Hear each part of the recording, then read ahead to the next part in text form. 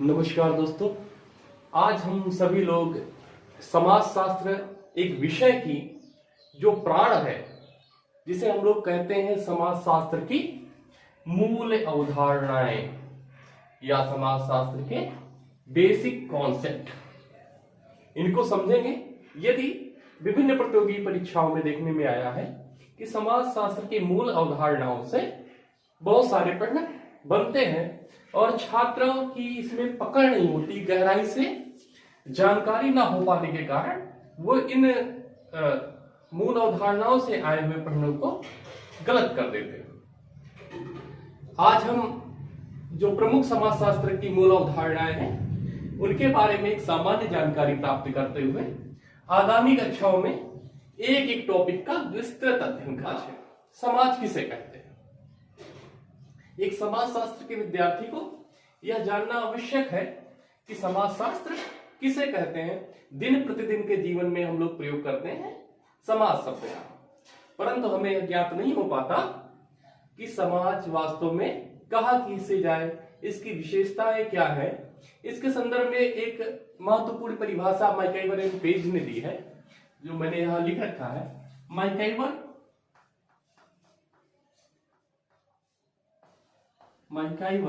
एवं पेज ने कहा समाज के बारे में कि समाज रीतियां, कार्य प्रणालियों, अधिकार, पारस्परिक सहयोग, मानव व्यवहार पे नियंत्रण एवं मानव को दी जाने वाली स्वतंत्रता की एक व्यवस्था है।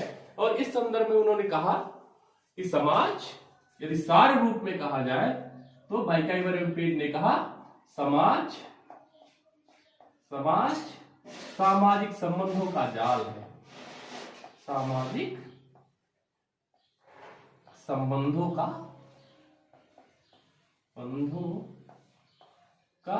जाल है।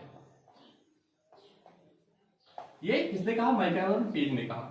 ये इन्होंने बृहद परिभाषा दी है। इसको जो हम समाज की आगे की क्लासेस हमारी होंगी तो व्यापक रूप से हम समाज को समझेंगे, इसकी विशेषताओं को समझेंगे, समाज किस प्रकार से अमूर्त है और क्यों है अमूर्त, समाज और एक समाज में अंतर क्या है, इन सभी को हम आगामी कक्षाओं में देखेंगे। इसी प्रकार से समाज शास्त्र की एक मूल अवधारणा होती है समुदाय किसे कहा जाए। समुदाय किसे माना जाए, कम्युनिटी किसे कहा जाए। तो कम्युनिटी शब्द का एक जिस्ट हम लोगों को याद हो जाना चाहिए कि जहां पे दो बातें आए। एक तो निश्चित भौगोलिक क्षेत्र हो, एक भौगोलिक क्षेत्र कैसा हो, निश्चित प्रकार का हो, डिफिनिट हो, निश्चित भौगोलिक क्षेत्र हो। और दूसरा, वहां पर पाए जाने वाले लोगों में कौन सी भावना हो, वहां पर पाए जाने वाले सभी लोगों में हम की भावना पाई जाती हो, उसे हम लोग क्या कहेंगे? समुदाय कहेंगे। और समुदाय की सदस्यता कैसी होती है? अनैच्छिक होती है। ठीक है। अब समूह किसे माना जाए, यह भी प्रश्न उठता है।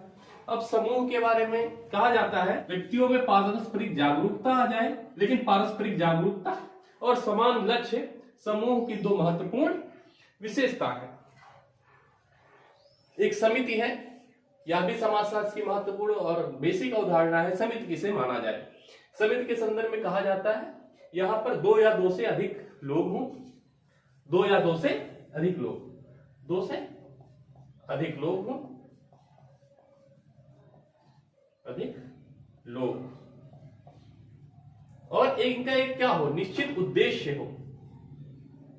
उद्देश्य, दो या दो से अधिक लोग मिले, एक निश्चित उद्देश्य की पूर्ति करें, करने के लिए एकत्रित हो, वह समिति कहलाती है। और यह समिति का होता है कि आपका जो लक्ष्य है या उद्देश्य है, लक्ष्य है, उद्देश्य जो प्राप्त होने के पश्चात समिति क्या कर दी जाती है?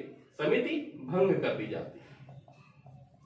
एग्जाम्पल स्वरूप ले सकते हैं कि नवरात्रि में दुर्गा जी प्रतिस्थापित करने के संदर्भ में गांव के बच्चे एकत्रित होते हैं और मां दुर्गा को गांव में जो है प्रतिस्थापित करते हैं, स्थापना की जाती है।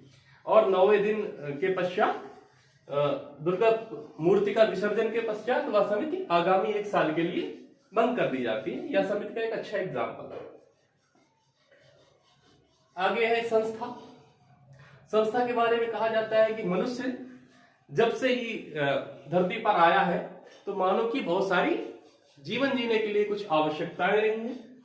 उन आवश्यकताओं को पूरा करने के लिए मानव ने अपनी आवश्यकताओं को पूरा करने के लिए कुछ निश्चित प्रकार के नियम बनाए और उन नियमों की व्यवस्था करी।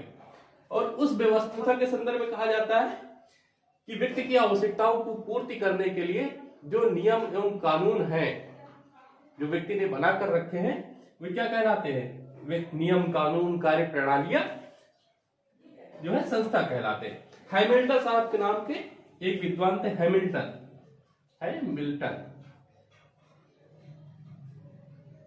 इन्होंने कहा कि संस्था क्या है? संस्था नियम एवं कानूनों का गुच्छा है। नियम एवं कानूनों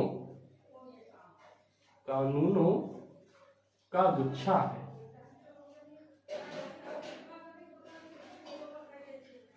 ठीक है।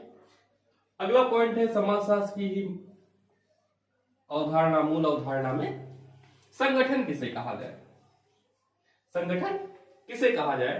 तो संगठन के संदर्भ में कहा जाता है इकाइयों का एक साथ जुड़ा होना संगठन कहलाता है। और यह संगठन को कुछ इस प्रकार से हम लोग देख सकते हैं, जैसे कि समाज में मूर्त एवं अमूर्त बहुत सारी इकाइयां होती हैं, विवाह, परिवार, जाति, प्रजाति, ठीक है, इत्यादि चीजें। ये सभी चीजें अपने आप में देखें तो स्वायत्त रूप में एक विशिष्ट कार्यों को करने के लिए बनी है, लेकिन यदि संपूर्णता में देखें तो कहीं ना कहीं इनका एक साथ जुड़ाव होता है और यह एक दूसरे पर आपस में निर्भरता भी स्थापित करती हैं और इन सभी का जुड़ा हुआ रूप संगठन कहलाता है।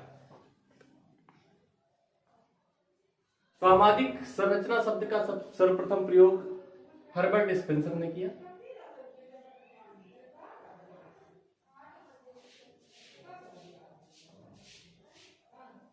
हर्बर्ट स्पेंसर ने किया समाज की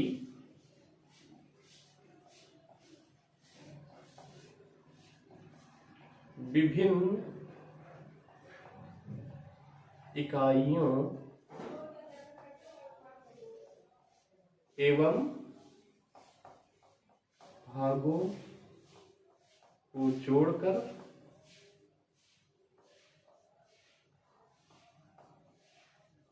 सार्थक आकार देना सामाजिक संरचना कहलाता है। सामाजिकरण किसे कहा जाए? सामाजिकरण के बारे में कहा जाता है कि समाज के मूल्य, सामाजिकरण के बारे में कहा जाता है कि समाज के मूल्य एवं समाज की मान्यताओं को सीखने का जो क्रम है, सीखने का जो ढंग है, वह सामाजिकरण कहलाता है। समाज के मूल्य एवं मान्यताओं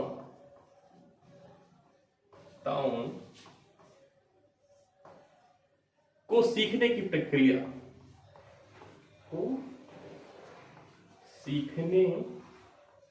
प्रक्रिया सामाजिकरण कहलाता है। अब सामाजिकरण के अभिकरण कौन से हो? तो सामाजिकरण जैसे ही व्यक्ति बालक जो है प्रारंभ में पैदा होता है तो उसका परिवार, उसका पड़ोस, उसका क्रीड़ा समूह, राज्य, धर्म, धार्मिक संस्थाएं इत्यादि मिलकर व्यक्ति को समाज में अपेक्षित व्यवहार जो चाहिए समाज को वो सिखाने का काम करते हैं और यही सामाजिकरण कहलाता है। परिस्थिति एवं भूमिका अगला टॉपिक है। परिस्थिति एवं भूमिका में समाज में व्यक्ति का एक निश्चित स्थान, समाज में व्यक्ति का एक निश्चित स्थान निर्धारित होता है। वह निश्चित स्थान व्यक्ति की क्या कहलाती है? स्टेटस कहलाती है। और उस स्थान के अनुरूप यदि व्यक्ति को स्थान निर्धारित किया गया है उसके अनुरूप यदि व्यक्ति अपना कार्य भी करे तो वह उसकी भूमिका कहलाती है। जैसे समाज में एक शिक्षक की भूमिका, शिक्षक है। शिक्षक क्या है? शिक्षक एक परिस्थिति है, स्टेटस है। शिक्षक एक स्टेटस है। यदि शिक्षक अपने परिस्थिति के अनुरूप छात्रों को जो है अध्यापन कराने का कार्य करे तो वह शिक्षक की क्या कहलाएगी? वह शिक्षक की भूमिका कहलाएगी। और इसका समाजशास्त्र में एक महत्वपूर्ण योगदान है और समाज में भी इसका महत्वपूर्ण योगदान है। संस्कृति एवं सभ्यता, मानव द्वारा सीखे गए व्यवहार संस्कृत कहलाते हैं। मानव द्वारा सीखे गए समस्त व्यवहार जो मानव होने के नाते समाज से प्राप्त करते हैं वह चार चीजें संस्कृत कहलाती हैं। तथा यदि सभ्यता की बात की जाए, सभ्यता किसे कहते हैं, सिविलाइजेशन किसे कहते हैं, तो उसके संदर्भ में कहा गया है संस्कृत का भौतिक पक्ष, जो भी संस्कृत का भौतिक पक्ष है वह सभ्यता कहलाती है। अब संस्कृत में हम लोग क्या सीखते हैं? भाषा, विचार, ठीक है, पहनावा,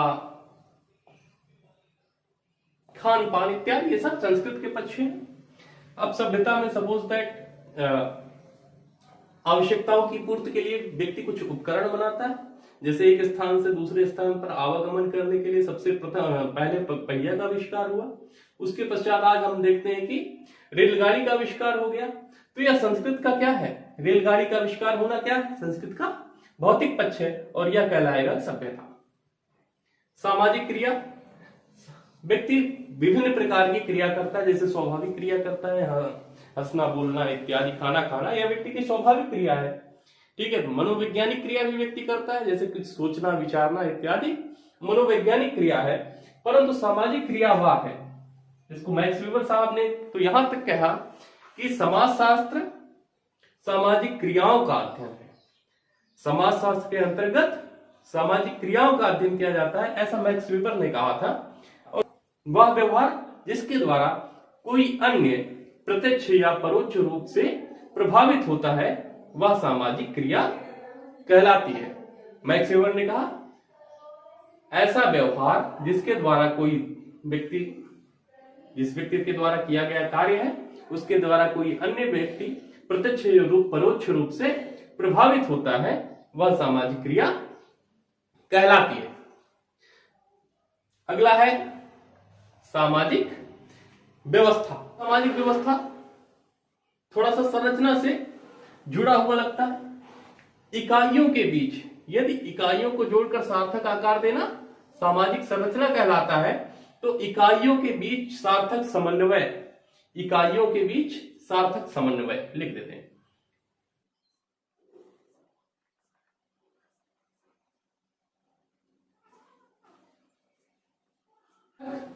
समन्वय, फंक्शनल कोऑर्डिनेशन, फंक्शनल कोऑर्डिनेशन।